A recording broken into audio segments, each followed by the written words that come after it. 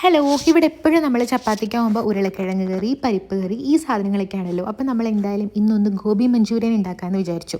ഒരു വീഡിയോ ഒക്കെ കണ്ടു, പിന്നെ എൻ്റേതായിട്ടുള്ള രീതിയിൽ ഞാനങ്ങ് ഉണ്ടാക്കാമെന്ന് വിചാരിച്ചു. കോളിഫ്ലവർ വേവിക്കാൻ വെച്ചു.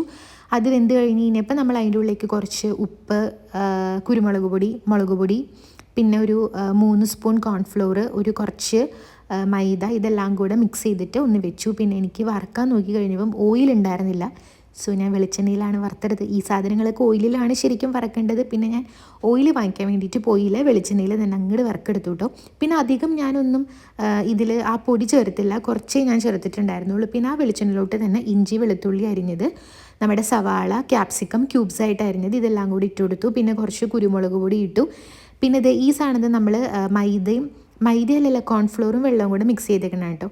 പിന്നെ സവാളേൻ്റെ അതിൻ്റെ ഉള്ളിലേക്ക് കുറച്ച് ടൊമാറ്റോ സോസ്, കുറച്ച് സോയാ സോസ്, ഇതെല്ലാം കൂടെ, ചില്ലി സോസൊന്നും എൻ്റെ കയ്യിൽ ഉണ്ടായിരുന്നില്ല. പിന്നെ കുറച്ച് വെള്ളമൊക്കെ ഒഴിച്ചിട്ട് ഞാനൊന്ന് വേവിക്കാൻ വെച്ചു. പിന്നെ നമ്മുടെ കോൺഫ്ലോറും വെള്ളത്തിൻ്റെ മിക്സ് അങ്ങോട്ട് ഇട്ടു.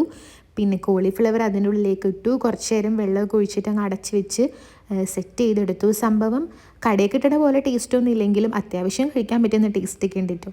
എനിക്കിഷ്ടപ്പെട്ടു. അപ്പോൾ അത്രയേ ഉള്ളൂ.